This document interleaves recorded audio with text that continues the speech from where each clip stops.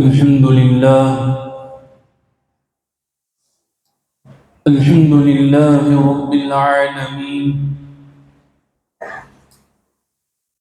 والصلاة والسلام على رسوله وخاتم النبيين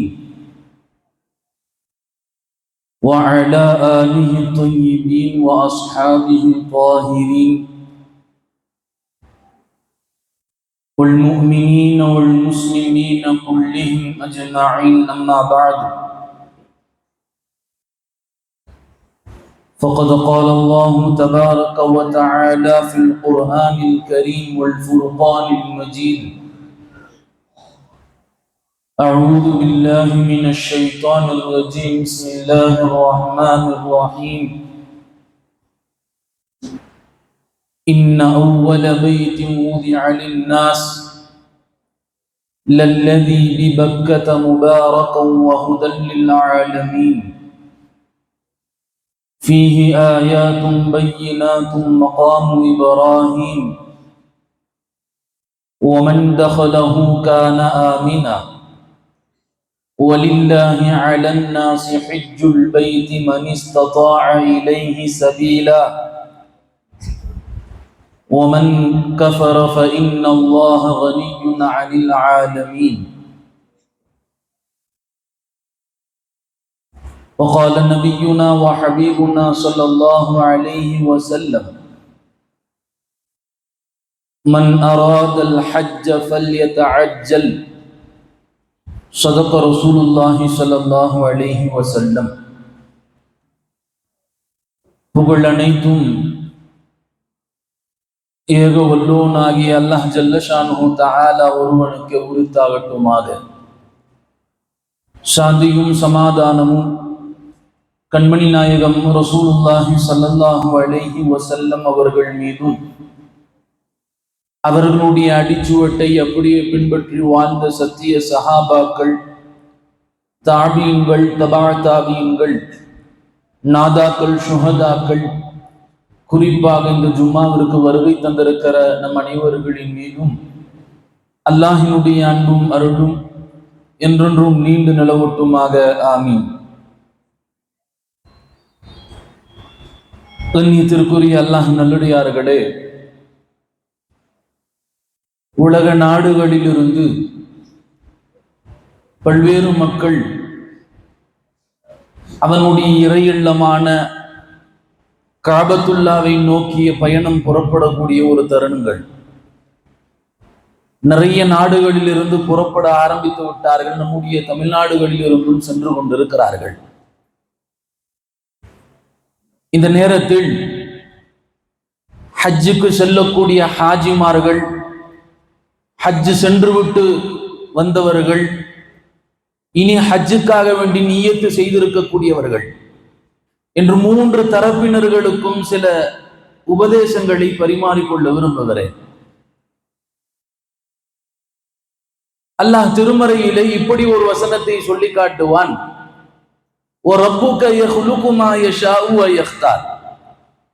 உலகத்தில் படைப்புகளை நாம் படைக்கிறோம். அந்த படைப்புகளில் ஒன்றை இன்னொன்றை விடவும் சிறப்பாக்கி வைத்திருக்கிறோம். உலகத்தில் எத்தனை படைப்புகள் படைத்திருக்கிறோம், அந்த படைப்புகளில் ஒரு படைப்பை இன்னொரு படைப்பை விட சிறப்பானதாக நாம் ஆக்கி வைத்திருக்கிறோம் என்று அல்லாஹ் சொல்லுகிறான். அந்த வகையில் நாட்களில் சிறந்த நாளாக ஒரு ஜும்மாவுடைய நாள் சிறப்பிற்குரியது. மாதங்களில் சிறந்த மாதமாக ஒரு ரமதானுடைய மாதம் சிறப்பிற்குரியது. இரவுகளில் சிறந்த இரவாக ஒரு லைலத்துல் கத்ருடைய இரவு அல்லது ஒரு பராத்தினுடைய இரவு சிறப்பிற்குரியது. இடங்களில் சிறந்த இடம் என்று சொல்லப்படுகிற ஹரமேனி ஷெரீஃபின் என்று சொல்லப்படுகிற இரண்டு புனிதமான நகரம், ஒன்று மக்கா, இன்னொன்று மதினா. இந்த இரண்டும் சிறப்பிற்குரியது. அல்லாஹ் சொல்லுகிறான், ஜும்மாவினுடைய நாள் சிறப்பாக வேண்டும் என்பது அல்லாஹ் செய்த முடிவு. ஒரு ரமதானுடைய மாதம் சிறப்பானது என்பது இறைவன் செய்த முடிவு. ஒரு ஹஜ்ஜு மக்காவும் மதினாவும் சிறப்பானது என்பது நகரங்களில் இதை சிறப்பாக்க வேண்டும் என்பது அல்லாஹ் செய்த முடிவு. விளக்கமாக சொல்ல வேண்டும் என்று சொன்னால், இங்கே ஒரு மஸ்ஜித் இருக்க வேண்டும் என்று நாம் முடிவு செய்கிறோம். இங்க ஒரு மஹல்லாவிற்கு இங்க மக்கள் முஸ்லிம்கள் அதிகமாக இருக்கிறார்கள், எனவே அவர்கள் இபாதத்து செய்வதற்கு ஒரு பள்ளிவாசல் இருக்க வேண்டும் என்று நாம் தேர்வு செய்கிறோம். ஒரு இடத்தையோ அல்லது ஒரு மஸ்ஜிதை கட்டுவதற்காகவோ இந்த இடத்தை நாம் தேர்வு செய்து இங்கு மஸ்ஜிதை கட்டுகிறோம். ஆனால் அல்லாஹ் அந்த இடத்தில் அவனுக்கு என்று ஒரு ஆலயம் இருக்க வேண்டும் என்பது இறைவன் செய்த முடிவு. இப்ராஹிம் அலைஹிஸ்ஸலாம் அவர்களுக்கு அல்லாஹ் கட்டளை இடுகிறான், இப்ராஹிமே காபத்துல்லாவை புலர் நிறுவனம் செய்யுங்கள், புதிதாக அதை கட்டுங்கள். கட்டளை இடுகிற போது இப்ராஹிம் அலைஹிஸ்ஸலாமுக்கு தெரியவில்லை காபத்துல்லா எங்கு இருக்கிறது, எந்த இடத்தில் இருக்கிறது என்று. அல்லாஹ் சொல்லிவிட்டான். அந்த கட்டளையை நிறைவேற்றுவதற்காக வேண்டி வானத்தை நோக்கி கை உயர்த்தி அல்லாஹ்விடத்தில் கேட்டார்கள், யா அல்லாஹ் அந்த காபத்துல்லா எங்கே இருக்கிறது, உன் வீடு எங்கே இருக்கிறது என்று அல்லாஹ்விடத்தில் கேட்ட மாத்திரத்தில் ரப்புல் ஆலமீன் இப்படி ஒரு ஏற்பாடு செய்கிறான். ஒரு மேக கூட்டம் வருகிறது. ஒரு உச்சி வெயிலில் ஒரு கூடாரத்தை இட்டோம் என்று சொன்னால் சரியாக அதனுடைய நிழல் கீழே பட்டிருக்கும். பூமியில் எப்படி அதனுடைய நிழல் இருக்குமோ அதுபோல் அல்லாஹ் ஒரு மேக கூட்டங்களை வரவைத்து உச்சி வெயிலில் அல்லாஹ் காட்டுகிறான். ஒரு சதுர வடிவத்தில் இந்த இடத்தில் தான் காபத்துல்லா என்று இறைவன் மார்க் பண்ணி காட்டுகிறான். இப்ராஹிம் அலைஹிஸ்ஸலாம் ஒரு குச்சியை எடுத்து தன் கையால் அதை மார்க் செய்கிறார்கள். இப்படி ஒரு இன்ஜினியர் ஒரு காலம் போடுறதுக்கு மார்க் பண்றான். அதுபோல் இப்ராஹிம் அலைஹிஸ்ஸலாம் இறைவன் காட்டி தந்த இடத்தை, காபத்துல்லா என்ற அடையாளம் காட்டி தந்த இடத்தை இப்ராஹிம் அலைஹிஸ்ஸலாம் தன் குச்சியால் மார்க் செய்கிறார்கள். பிறகு தன் மகனுடைய உதவியால் அந்த காபத்துல்லாவை புலர் நிறுவனம் செய்கிறார்கள் என்பதாக பார்க்கிறோம். விளங்க சொல்ல வேண்டும் என்று சொன்னால் இங்கே ஒரு மஸ்ஜித் உருவாக வேண்டும் என்பது நம் முடிவு. அங்கே அந்த மக்காவில் அவனுக்கு என்று ஒரு வீடு இருக்க வேண்டும் என்று இறைவனுடைய முடிவு. எனவேதான் உலகத்தில் எத்தனை மஸ்ஜிதுகள் இருக்கிறதோ அத்தனை மஸ்ஜிதுகளை விடவும் சிறப்பான ஒரு பள்ளிவாசல் என்று சொன்னால் அது மக்காவில் இருக்கக்கூடிய காபத்துல்லா. அருமையானவர்களே, ஹஜ் என்பது சாதாரணமான இபாதத் அல்ல. எல்லா இபாதத்துகளை விடவும் இதற்கு ஒரு தனித்துவம் உண்டு. இபாதத்துகளை உலமாக்கள் பல கட்டங்களாக பிரிப்பார்கள். ஒரு வகை இபாதத் அது முழுக்க உடல் சார்ந்த வணக்கங்கள், உடல் சார்ந்த வணக்கம், தொழுகை, நோன்பு, இதெல்லாம் உடல் சார்ந்த இபாதத். இபாதத்துகளில் இன்னொரு வகை சொல்லுவார்கள் பொருள் சார்ந்த இபாதத்துகள், ஹஜ், ஜகாத் போன்ற இபாதத்துகள், இதெல்லாம் பொருள் சார்ந்த வணக்கம். இபாதத்துகளில் மூன்றாவது வகை உடலும் பொருளும் இரண்டினுடைய உழைப்பும் கலந்து ஒரு சேர இருக்கக்கூடிய ஒரு இபாதத் இருக்கிறது என்று சொன்னால் அது ஹஜ் என்கிற இபாதத்தில் வெளிப்படுகிறது. ஹஜ்ஜில் ஒரு மனிதனுடைய உடல் உழைப்பும் இருக்கிறது, ஹஜ்ஜில் ஒரு மனிதனுடைய ஒரு முஸ்லிமினுடைய பொருள் உழைப்பும் இருக்கிறது. இரண்டும் கலந்திருக்கிற விஷயத்தினால் எல்லா இபாதத்துகளை விடவும் இந்த ஹஜ்ஜிற்கு ஒரு தனித்துவம் இருக்கிறது என்பதாக முஹத்திஸீன்கள் கிதாபுகளில் பதிவு செய்வார்கள். அருமையானவர்களே, ஹஜ்ஜை குறித்தும் அதனுடைய அமல்களை குறித்தும் தெரிந்து கொள்வதற்கு முன்பாக இந்த ஹாஜிகள் போய் இறங்கக்கூடிய இடம் எத்தனை புனிதமான இடம். திருமறையில் அல்லாஹ் பல்வேறு விஷயங்களின் மீது ரப்புல் ஆலமீன் சத்தியம் விடுகிறான். நிறைய விஷயங்கள், சூரியன் மீது சத்தியம் செய்கிறான், பொழுதுக்கு பொழுது இரவு பகல் காலத்தின் மீது அல்லாஹ் சத்தியம் செய்யக்கூடியவன். ரப்புல் ஆலமீன் சத்தியம் செய்யக்கூடிய அத்தனை விஷயங்களும் கண்ணியமானது. அந்த வகையில் அல்லாஹ் சத்தியம் செய்கிறான் இந்த ஊரின் மீது, மக்காவின் மீது இரண்டு இடங்களில் அல்லாஹ் சத்தியம் செய்கிறான். ஒன்று நமக்கெல்லாம் தெரிந்த சூரா லா உக்ஸிமு பிஹாதல் பலத் வ அன்த ஹில்லும் பிஹாதல் பலத். இந்த சூறாவில் அல்லாஹ் அந்த ஊரின் மீது, மக்காவின் மீது சத்தியம் செய்து சொல்லுகிறான். இன்னொரு இடத்தில் நமக்கு இந்த சூறாவும் தெரியும், வத்தீனி வஸ்ஸைத்தூன் வதூரி சீனின் வஹாதல் பலதில் அமீன். பாதுகாப்பான நகரத்தின் மீது சத்தியமாக என்பதாக அல்லாஹ் சொல்லுகிறான். ரப்புல் ஆலமீன் செய்யக்கூடிய அத்தனை விஷயங்களும் கண்ணியமானது, புனிதமானது. அந்த வகையில் இறைவன் சத்தியம் செய்யக்கூடிய இந்த இரண்டு விஷயங்கள் அல்லாஹ் அந்த ஊரின் மீது சத்தியம் செய்கிறான் என்று சொன்னால் இந்த ஊரினுடைய கண்ணியத்தையும் புனிதத்தையும் இந்த மக்கள் உம்மத்து விளங்க வேண்டும் என்பதற்காக வேண்டி அல்லாஹ் சத்தியம் என்று சொல்லுகிறான். அருமையானவர்களே, மக்கா என்கிற நகரத்திற்கு நமக்கு தெரிந்த ஒரே பெயர், பிரபல்யமான பெயர் மக்கா. ஆனால் மக்கா என்கிற பெயர் தாண்டி இறைவன் அல் குர்ஆனில் பல பெயர்களை சூட்டுகிறான், சொல்லி அடையாளப்படுத்துவான். அதில் ஒன்று உம்முல் குரா என்பதாக சொல்வான், நகரங்களின் தாய். ஏன் நகரங்களின் தாய்? நகரங்களின் தாய் என்று சொல்லுகிற போது உலமாக்கள் இப்படி சொல்லுவார்கள், உலகத்தில் எத்தனை நகரங்கள் இருக்கிறதோ அத்தனை நகரமும் அங்கிருந்து பிரிக்கப்பட்டது, விரிவாக்கப்பட்டது என்பதாக சொல்லுவார்கள். எனவேதான் நகரங்களின் தாய். ஒரு ஹதீஸில் இப்படி இருக்கிறது, அண்ணல் நபி ஸல்லல்லாஹு அலைஹி வஸல்லம் அவர்கள் சொல்லி காண்பித்தார்கள், உலகத்தில் உள்ள எல்லா நகரங்களும் அங்கே இருந்துதான் அது விரிவாக்கப்பட்டது என்பதாக பெருமானார் சொன்னார்கள். அந்த வகையில் அந்த நகரம் அந்த நகரங்களின் தாய் என்பதாக அல்லாஹ் குர்ஆனில் சொல்லி காட்டுகிறார். இன்னொரு கருத்து இப்படியும் சொல்லுவார்கள், உலகத்தில் எல்லா திசைகளும் நோக்கி தொழப்படுகிற திசை என்றால் அது காபத்துல்லா. கிப்லாவாக தொழப்படுகிற அத்தனை திசைகளும் அது காபத்துல்லாவை நோக்கி தொழப்படுகிறது. எந்த நாட்டில் தொழப்பட்டாலும் சரி காபத்துல்லாவை நோக்கி தொழப்படுகிறது. எனவே அந்த ஊரில் ஒட்டுமொத்த கிப்லாவினுடைய கட்டமைப்பும் அந்த மக்காவில் இருக்கிறது. குறிப்பாக காபத்துல்லா அவனுடைய ஆலயம் இருக்கிறது. எனவே அந்த நகரத்திற்கு பெயர் உம்முல் குரா, தாய் நகரம் என்பதாக சொல்லப்படுகிறது. ஒட்டுமொத்த கிப்லாவினுடைய திசையினுடைய கட்டமைப்பு மக்கா. மக்காவில் இருக்கிறது அல்லாஹ்வினுடைய வீடு. எனவே இந்த நகரத்திற்கு அல்லாஹ் இப்படி பெயர் வைக்கிறான், தாய் நகரம் என்பதாக சொல்லுகிறான். மக்காவிற்கு இறைவனால் அருளப்பட்ட இன்னொரு பெயர் பக்கா. பக்கா என்றால் அல்லாஹ் சொல்லுகிறான், பக்கா என்று சொன்னால் உலக மக்களினுடைய நெருக்கடியால் தத்தளிக்கப்படுகிற ஊர். உண்மையிலுமே பெயர்களில் ஆக பொருத்தமான பெயர் பக்கா. நீங்கள் பார்க்கலாம், இந்த நாளில் ஹஜ்ஜினுடைய நாள் மாத்திரமல்லாது எல்லா நேரங்களிலும் எல்லா காலங்களிலும் இப்போது போனால் அங்கே ஃப்ரீயாக இருக்கும் என்று சொல்ல முடியாத அளவுக்கு எல்லா காலங்களிலும் நெருக்கடியாக்கப்படுகிற ஒரு நகரம் என்றால் அது புனித மக்கா நகரம். எனவேதான் அந்த நகரத்திற்கு அல்லாஹ் இப்படி சொல்லி காட்டுகிறான், மக்கள் நெருக்கடியால் தத்தளிக்கப்படுகிற ஊர் பக்கா என்பதாக சொல்லப்படுகிறது. அருமையானவர்களே, மூன்றாவது அல்லாஹ் இப்படி ஒரு பெயர் சூட்டுவான், பலதுல் அமீன், பாதுகாப்பான நகரம். உலகத்தில் இறைவனால் பாதுகாப்பான நகரம் என்ற அபயம் அளிக்கப்பட்ட ஒரு ஊர் இருக்கிறது என்று சொன்னால் அது திருமக்காவாக இருக்கிறது. இன்றைக்கு அரசியல்வாதிகளும் அபயம் அளிக்கிறார்கள், எங்கள் நாடு பாதுகாப்பான நாடு. ஆனால் சொன்னதற்கு பெயர் பிறகு எத்தனை பாவமான விஷயங்கள், பாலியல் பலாத்காரங்கள், பெண்களுக்கு பாதுகாப்பு இல்லாத ஒரு சூழ்நிலையில் எல்லாம் உருவாகுகிறது. ஆனால் இறைவன் சொல்லுகிறான், உண்மையிலுமே மக்காவில் நுழையக்கூடிய அத்தனை பெயருக்கும் நான் பாதுகாப்பு அளிக்கிறேன். எனவேதான் ஒரு ஹாஜி எஹ்ராமினுடைய நிலையில் இன்னொரு ஹாஜியை துன்புறுத்துவதும் பாவம். ஒரு ஹாஜி எஹ்ராம் இருக்கக்கூடிய நிலையில் அங்குள்ள ஒரு செடியை பிடுங்குவதும் பாவம். ஒரு ஹாஜி எஹ்ராமாக இருக்கக்கூடிய நிலையில் அங்கே வேறு ஏதாவது ஒரு பொருளை உடைப்பது பாவம். என்னவெல்லாம் சொல்ல வருகிறான், இந்த நகரம் பாதுகாப்பானது, இந்த நகரத்தில் வரக்கூடிய அத்தனை பெயர்களையும் நான் பாதுகாக்குகிறேன். பாதுகாக்கக்கூடிய பொறுப்பு என்னிடத்தில் இருக்கிற காரணத்தினால் இறைவன் அந்த ஊருக்கு பெயர் வைக்கிறான் பலதுல் அமீன், இது பாதுகாப்பான நகரம் என்பதாக சொல்லப்படுகிறது. அருமையானவர்கள், இதெல்லாம் தாண்டி இத்தனை புனிதமிக்க ஊர், இந்த ஊரினுடைய புனிதத்தை இன்னும் அல்லாஹ் ஒரு படி கூட்டுவதற்காக ரப்புல் ஆலமீன் இப்படி ஒரு காரியம் செய்தான். உலகத்தில் வரக்கூடிய நபிமார்களில் கடைசி நபியாய் சையதுல் அம்பியா, நபிமார்களுக்கெல்லாம் தலைவர் என்று சொல்லப்படுகிற பெருமானாரை அல்லாஹ் உருவாக்கியது, பிறக்க செய்தது அல்லாஹ் மக்காவில். அல்லாஹ் நினைத்திருந்தால் வேறு ஊரில் பிறக்க வைத்திருக்கலாம், வேறு ஏதாவது ஊரில் அல்லாஹ் பிறக்க செய்திருக்கலாம். ஆனால் இறைவனுடைய விருப்பம் இந்த மக்கா நகரம், இது ஒட்டுமொத்த உம்மத்திற்கும் கடைசி காலம் வரைக்கும் இதனுடைய புனிதத்தை விளங்க வேண்டும் என்பதற்காக வேண்டி இறைவன் இப்படி ஒரு ஏற்பாடை செய்கிறான். பெருமானாருடைய பிறப்பு இந்த மக்காவில் இருக்க வேண்டும் என்பது இறைவனுடைய தீர்மானம். அருமையானவர்களே, பெருமானார் ஸல்லல்லாஹு அலைஹி வஸல்லம் பிறக்கிறார்கள், அங்கே வளர்கிறார்கள்.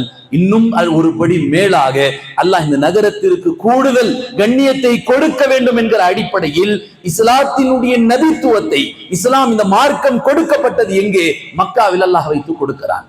அல்லாஹ் நாடி இருந்தால் ஹிஜ்ரத்தை முன்னால் கட்டளையிட்டு நீங்கள் மதீனாவிற்கு செல்லுங்கள், அங்கே நபித்துவம் கொடுக்கிறேன் என்று அல்லாஹ்விற்கு சொல்லி பெருமானாருக்கு சொல்லி இருக்கலாம். ஆனால் இறைவனுடைய ஏற்பாடு மக்காவில் தான் நபித்துவம் கொடுக்கப்பட வேண்டும். 40 வயதில் ஹிரா குகையில் இருக்கிற போது நமக்கெல்லாம் தெரிந்த விஷயம், பெருமானார் ஸல்லல்லாஹு அலைஹி வஸல்லம் அவர்களுக்கு நுபுவத் கொடுக்கப்படுகிறது. அல்லாஹ்வுடைய விருப்பம் மக்காவில் வைத்து கொடுக்கப்பட வேண்டும். ஆனால் என்ன நடக்கிறது? காலச்சூழல், அங்க மக்கத்து காபிர்களால் பெருமானாருக்கு மிகப்பெரிய ஒரு துன்பம் இருக்கிறது, ஒரு சோதனை இருக்கக்கூடிய ஒரு நேரத்தில் தான் இறைவனுடைய கட்டளை, இங்கு வைத்து இந்த இஸ்லாத்தை பரப்ப இயலாது, எனவே வேறு ஒரு ஊரை தேடி செல்ல வேண்டும். அந்த வகையில் பெருமானார் ஸல்லல்லாஹு அலைஹி வஸல்லம் மதீனாவிற்கு செல்லுகிறார்கள். மதீனாவிற்கு செல்லுகிற போது பெருமானார் ஸல்லல்லாஹு அலைஹி வஸல்லம் தன் கண்களில் இருந்து கண்ணீர் தழும்ப அல்லாஹ்வுடைய தூதர் சொன்ன வார்த்தை இதுதான், வல்லாஹி இன்னக லஹைரு அர்தில்லாஹ், உண்மையிலுமே உலகத்தில் இறைவன் புறத்தில் இருந்து ஒரு சிறந்த நகரம் இருக்க வேண்டும் என்று சொன்னால் அது திருமக்காவாக இருக்கிறது என்பதாக சொல்வார்கள். அதே போல் சொல்வார்கள், வ அஹப்புல் பிலாதி இலல்லாஹ், அல்லாஹ்விற்கு பிடித்தமான ஒரு நகரம் இருக்கிறது என்று சொன்னால் அது திருமக்கா என்பதாக சொல்வார்கள். கடைசியாக அவர்கள் சொன்ன வார்த்தை, வலவுலா அன்னி உஹ்ரிஜ்து மின்க லஹரஜ்து, இந்த மக்கள் ஒருவேளை இந்த நகரத்தில் இருந்து என்னை வெளியாக்காமல் இருந்திருந்தால் நான் இங்கே இருந்து என் தீன் பணியை செய்து நான் வஃபாத்தாகி இருப்பேன் என்பதாக அல்லாஹ்வுடைய தூதர் சொன்னார்கள். அருமையானவர்களே, இதெல்லாம் மக்காவினுடைய புனிதத்தையும் அந்த ஊரினுடைய கண்ணியத்தையும் வெளிப்படுத்துகிறது என்பதாக சொல்வார்கள். இதெல்லாம் தாண்டி கூடுதலாக ஆரம்ப காலமாக பைத்துல் மக்தஸ் கிபிலாவாக்கப்பட்டிருக்கிறது. பைத்துல் மக்தஸ் கிபிலா இன்றைக்கு ஒருவேளை காபத்துல்லா கிபிலாவாக்கப்படவில்லை என்று சொன்னால் ஒட்டுமொத்த உலகத்தில் உள்ள மக்கள் எல்லாம் பைத்துல் மக்தஸை நோக்கி தொழுதிருக்க வேண்டும். ஆனால் பெருமானார் ஸல்லல்லாஹு அலைஹி வஸல்லம் அவர்கள் மதீனாவிற்கு வந்த பிறகும் ஏறத்தாழ 15 மாத காலங்கள் பைத்துல் மக்தஸை நோக்கி தொழுகிறார்கள். ஆனால் பெருமானாருக்கு ஒரு ஆசை. என்ன ஆசை தெரியுமா?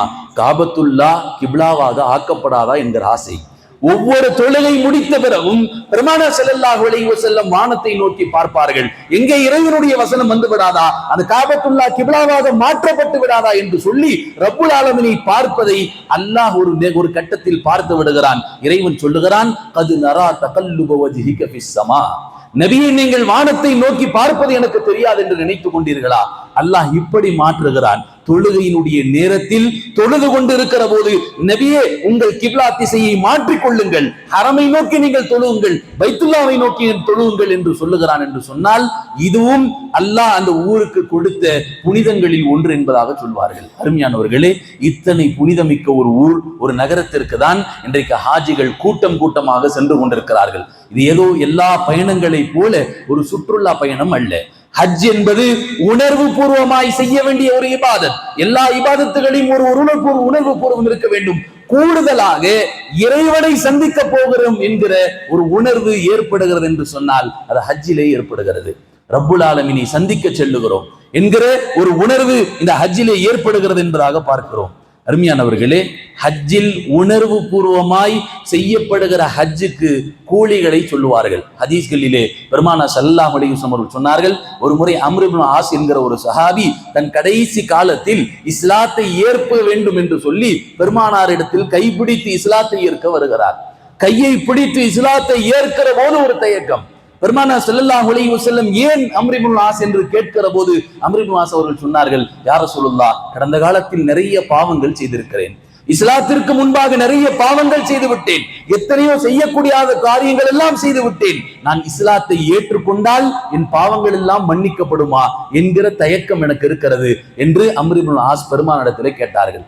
பெருமானார் ஸல்லல்லாஹு அலைஹி வஸல்லம் சொன்னார்கள், அஃபலா அலிம்து யா Amr ibn As, Amr ibn As அவர்களே, உங்களுக்கு தெரியாதா, இன்னல் இஸ்லாம யஹ்திமு மா கான கப்லஹு, ஒருவர் இஸ்லாத்தை ஏற்கிற போது இஸ்லாத்திற்கு முன்பு செய்த அத்தனை பாவங்களும் மன்னிக்கப்படுகிறது என்பதாக சொன்னார்கள். அடுத்து சொன்னார்கள், வல் ஹிஜ்ரத்து தஹ்திமு மா கான கப்லஹு, ஹிஜ்ரத் செய்கிறார் ஒருவர் முஸ்லிமான பிறகு ஹிஜ்ரத்திற்கு முன்பு செய்த அத்தனை பாவங்களும் அவரிடத்தில் மன்னிக்கப்படுகிறது என்பதாக ஹஜ்ரத் பெருமானார் ஸல்லல்லாஹு அலைஹி வஸல்லம் சொன்னார்கள். அந்த ஹதீஸை சொல்லிக் கொண்டு வருகிற வரிசையில் பெருமானார் கடைசியாக சொன்னார்கள், வல் ஹஜ்ஜு யஹ்திமு மா கான கப்லஹு, ஒருவருடைய ஹஜ், அவர் உணர்வு பூர்வமாய் செய்யப்படுகிற ஹஜ்ஜுக்கு இறைவன் கொடுக்கிற கூலி அவருடைய எல்லா பாவங்களும் மன்னிக்கப்படுகிறது என்பதாக சொன்னார்கள்.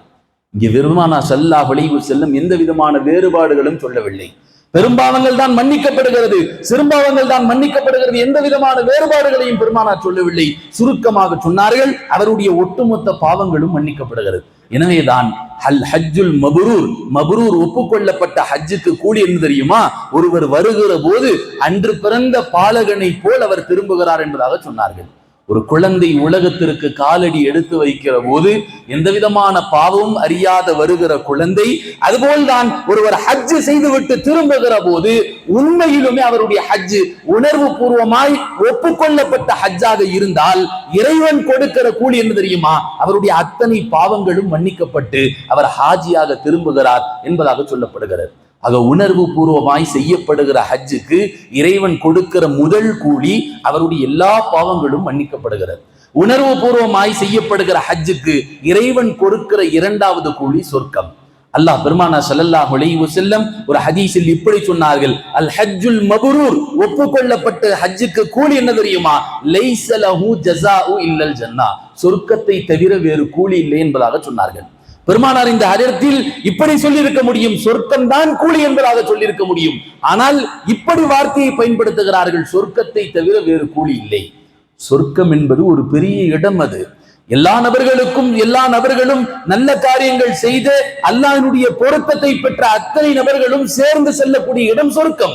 ஆனால் பெருமானார் சொன்ன வார்த்தை சொர்க்கத்தை தவிர வேறு கூலி இல்லை என்றால், ஹஜ் செய்தவர்களுக்கு வேறு ஒரு சொர்க்கத்தை அல்லாஹ் ஏற்பாடு செய்து வைத்திருக்கிறான் என்பதாக முஹத்திஸீன்கள் இந்த ஹதீஸிற்கு கீழ் விளக்கம் சொல்வார்கள். ஒரு ஹாஜிக்கு இறைவன் கொடுக்கிற அந்தஸ்து அது.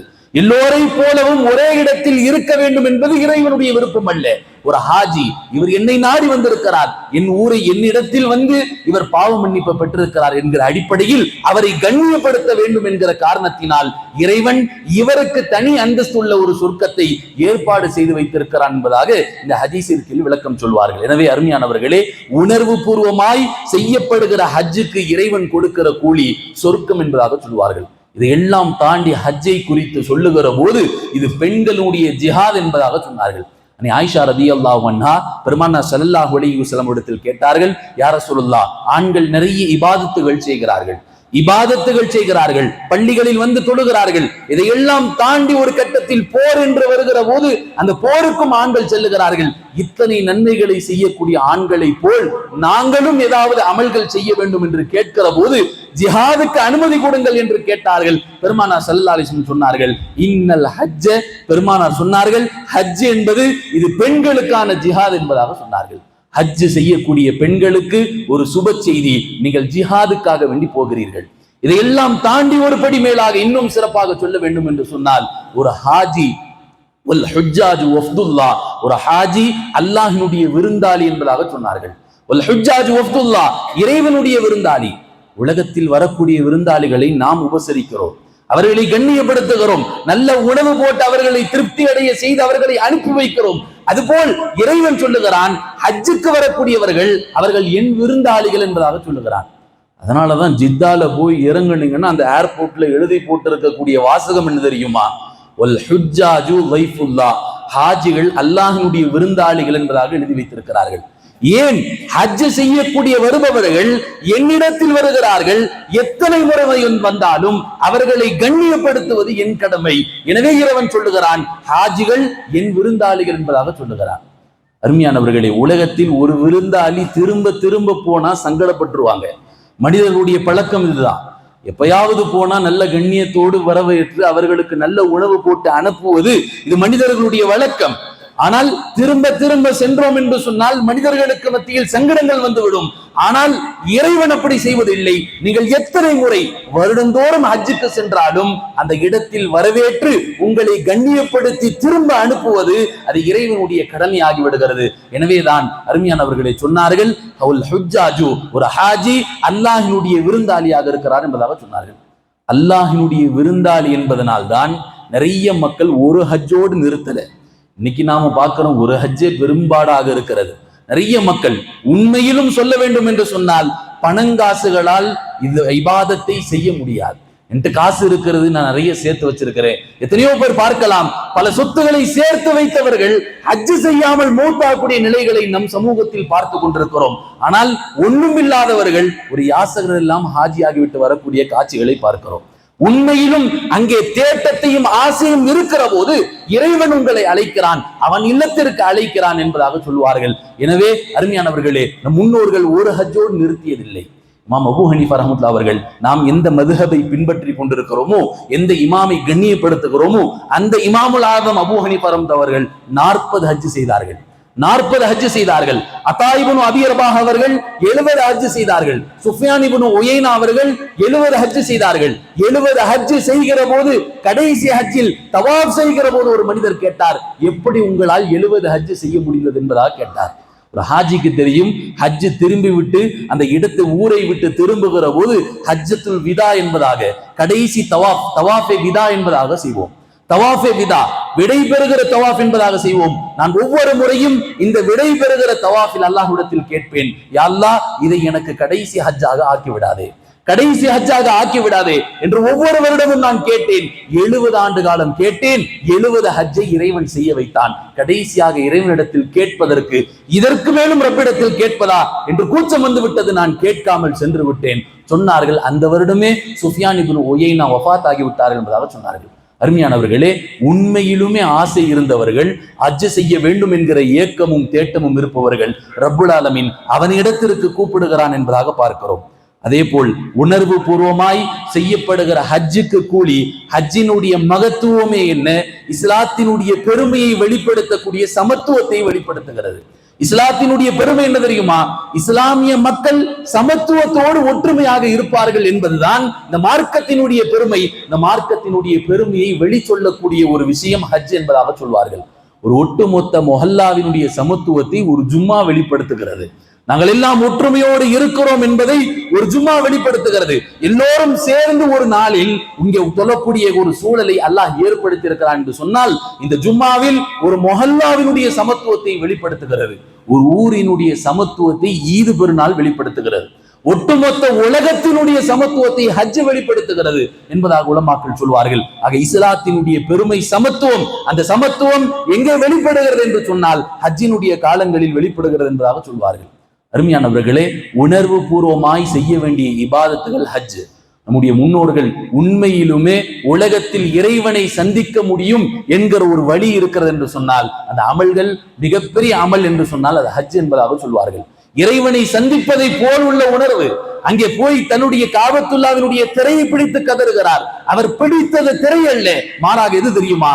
இறைவனுடைய ஆடையை பிடித்து அழுகிறார். ரப்புல் ஆலமீனுடைய ஆடையை பிடித்து அழுகிறார். அதனால்தான் எங்கே துவா கேட்டாலும் அது சில நேரங்களில் ஏற்றுக்கொள்ளப்படலாம், ஏற்றுக்கொள்ளப்படாமலும் இருக்கலாம்.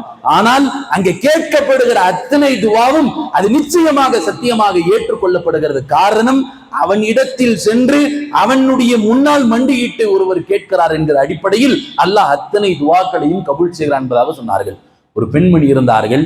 காபத்துல்லா பொதுவாக வழி தெரியாதவர்கள் பஸ்ஸில் ஏறிட்டாங்கன்னு சொன்னா போட்டு கண்டக்டரை போட்டு ஒரு வழி பண்ணிடுவாங்க.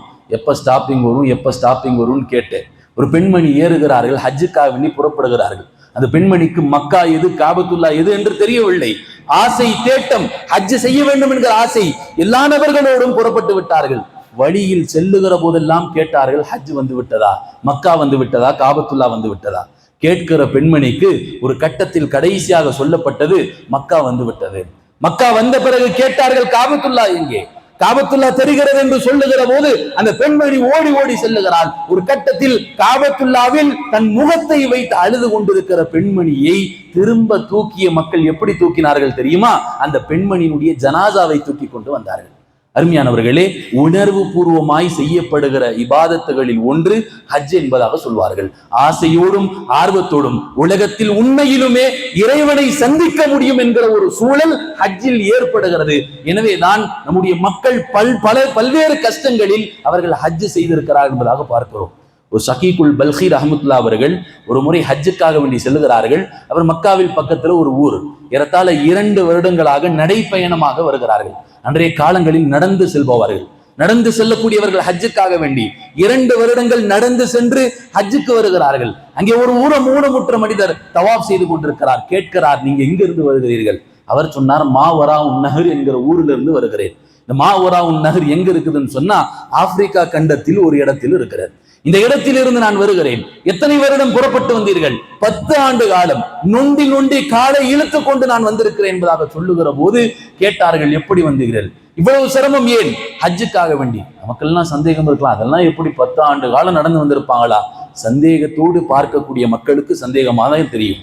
அருமையானவர்களே, சொன்னார்கள், அன்றைய காலங்களில் இப்படி ஹஜ் செய்வார்கள். ஹஜ்ஜுக்கு நியத்து செய்து புறப்பட்டு ஒவ்வொரு ஊரிலும் ஏதோ ஒரு வியாபாரத்தை செய்வார்கள். கிடைக்கிற லாபத்தில் மறுபடியும் பயணம் தொடங்குவார்கள். வேறு ஊருக்கு செல்வார்கள், அங்கே ஒரு வியாபாரம் செய்வார்கள். கிடைக்கிற லாபத்தில் மறுபடியும் பயணம் செய்வார்கள். இப்படியாக பல வருடங்களாக ஹஜ்ஜுக்காக வேண்டி வரக்கூடியவர்கள் இப்படி வருவார்கள். எனவேதான் பெருமானாருடைய ஒரு ஹதீஸ் இப்படி இருக்கிறது, ஹஜ்ஜுக்கு நியத்து செய்து ஒருவர் புறப்பட்டு வழியில் வஃபாத் ஆனால் அவருக்கு சொர்க்கம் தான் கூலி என்பதாக சொன்னார்கள். நியத்து செய்து இன்னும் ஹஜ் செய்யவில்லை, தவாப் செய்யவில்லை, ஹஜ்ஜினுடைய எந்த கிரிகைகளையும் செய்யவில்லை. ஆனால் ஹஜ்ஜுக்காக வேண்டி புறப்பட்டு மூத்தாகி விட்டார். அவருக்கு கூலி என்ன தெரியுமா? சொர்க்கம் கூலி. அவர் ஹாஜியாக எழுப்பப்படுவார் என்பதாக பெருமானார் ஸல்லல்லாஹு அலைஹி வஸல்லம் சொன்னார்கள். 70 10 ஆண்டு காலமாக காலை இழுத்து இழுத்து அந்த மனிதர் ஹஜ் செய்து கொண்டிருக்கிற போது கேட்டார்கள், இவ்வளவு ஆசையோடு ஏன் வந்தீர்கள்? என் இறைவனை சந்திக்க வந்திருக்கிறேன். உண்மையிலுமே உலகத்தில் அல்லாஹ்வை சந்திக்கிற போல் ஒரு உணர்வு ஏற்படுகிறது என்று சொன்னால் அது ஹஜ் என்கிற அமலில் ஏற்படுகிறது என்கிற காரணத்தினால் இத்தனை சிரமத்தோடு நான் வந்திருக்கிறேன் என்பதாக சொன்னார்கள். அருமையானவர்களே, அங்கே கண்ணீர் சிந்தப்பட வேண்டிய இடம். உலகத்தில் கேட்கிற துவாக்கள் எல்லாம் சில நேரங்களில் ஏற்றுக்கொள்ளப்படலாம், ஏற்றுக்கொள்ளப்படாமல் இருக்கலாம். ஆனால் அங்கே கேட்கப்படுகிற ஒவ்வொரு துவாவும் ஏற்றுக்கொள்ளப்படுகிறது. நீங்கள் சொட்டுகிற ஒவ்வொரு கண்ணீருக்கும் பதிலளிக்கப்படுகிறது. பெருமானார் ஸல்லல்லாஹு அலைஹி வஸல்லம் ஹஜ்ருல் அஸ்வத் பக்கத்தில் நின்று கண்ணீர் விட்டு தேம்பி அழுது கொண்டிருக்கிறார்கள். பின்னால் நின்ற உமர் ரலியல்லாஹு கேட்டார்கள், யா ரசூலுல்லாஹ், ஏன் அழுகிறீர்கள்? என்ன காரணம் என்று கேட்கிற போது சொன்னார்கள், ஹுனா துஸ்கபுல் அபராத், இந்த இடம் கண்ணீர் விட்டு அழப்பட வேண்டிய இடம் என்பதாக சொன்னார்கள். அருமையானவர்களே, இன்னொரு பெண்மணி வந்தார்கள். ஹஜ் செய்து கொண்டிருக்கிற போது அவள் இப்படி ஒரு கடிதத்தை படிக்கிறாள். சொன்னார்கள், தஹபத்தில் லத்தாத் வ பகியத்தித் தபிஆத், என்னுடைய இளமை எல்லாம் சென்று விட்டது. வயதான பெண்மணி, தன்னுடைய இளமை காலங்களில் காலம் முழுக்க பாவம் செய்த ஒரு பெண்மணி வந்து அங்கே தன்னுடைய பாவத்தை கரைக்க வேண்டும் என்று இப்படி ஒரு வார்த்தை சொல்லுகிறாள். தஹபத்தில் லத்தாத், என் இளமை எல்லாம் சென்று விட்டது, என்னிடத்தில் இருப்பது என்பதோ அது என்னுடைய பாவங்கள் தான் என்பதாக சொன்னார்கள். என் பாவம் கரைக்கப்பட வேண்டும் என்று சொன்னால் அதற்கு சிறந்த இடம் இந்த ஹஜ்ஜை தவிர வேறு இல்லை. எனவே இறைவா, என் பாவங்களை எல்லாம் மன்னித்து விடு என்பதாக சொன்னார்கள். அருமையானவர்களே, ஹஜ்ஜுக்கு செல்லக்கூடிய ஹாஜிமார்கள் உண்மையிலுமே அங்கே போய் கண்ணீர் வடிக்கப்பட வேண்டிய இடம். எனவே உங்கள் ஹஜ்ஜை உணர்வு பூர்வமாய் செய்ய வேண்டும். நீங்கள் எல்லா இடங்களுக்கு போல் இது ஒரு சுற்றுலா தலமாய் உங்களுடைய ஹஜ்ஜை நீங்கள் ஆக்கிவிடக்கூடாது என்பதாக சொல்வார்கள். அருமையானவர்களே, 3 அமல்கள் செய்துவிட்டு வஃபாத் ஆகிற போது அல்லாஹ் சொர்க்கத்தை நசீபாக்குகிறான், வாஜிபாக்குகிறான் என்பதாக சொல்வார்கள். 1, ரமதானுக்கு பின்பு ஒருவர் மௌத்தானால், ரமதானுடைய காலங்களில் அமல் செய்தார், ரமதானுக்கு பின்பு அல்லாஹ் மௌத்தை கொடுக்கிறான், இவர் சொர்க்கம் கடமையாக்கப்பட்ட நபர் என்பதாக சொல்வார்கள். அதே போல் ஒரு உம்ரா சென்று விட்டு ஒருவர் வஃபாத் ஆகுகிறார், இவர் சொர்க்கம் கடமையாக்கப்பட்ட நபர். ஒருவர் ஹஜ் செய்து விட்டு வஃபாத் ஆகுகிறார், இவர் சொர்க்கம் கடமையாக்கப்பட்ட நபர் என்பதாக சொல்வார்கள். அருமையானவர்களே, அது மட்டுமல்ல, இத்தனை கூடுதல் சிறப்புகள் அந்த ஹஜ்ஜுக்கு இருக்கிறது என்று சொன்னால் அந்த ஹஜ்ஜு அங்கே செய்யப்படக்கூடிய அத்தனை விஷயத்திற்கும் ஒரு தொழுகைக்கு அல்லாஹ் 1 லட்சம் நன்மைகளை தருகிறான். உலகத்தில் நீங்கள் வேறு பள்ளியில் தொழுதால் ஒரு தொழுகைக்கு 1 கூலிதான், ஒரு தொழுகைக்கு 1 கூலி. ஆனால் ஒரு தொழுகைக்கு 1 லட்சம் நன்மை தரக்கூடிய ஒரு இடம் அது ஹஜ்ஜாக இருக்கிறது. எனவே அங்கு இபாதத்து செய்கிற போது உங்களுடைய இபாதத்தினுடைய கூடுதல் நன்மையும் கிடைக்கிறது என்பதாக சொல்வார்கள். அதே போல் ஹாஜிகளுடைய கவனத்திற்கு அங்கே பாவத்தை விட்டும் விலகி இருக்க வேண்டும்.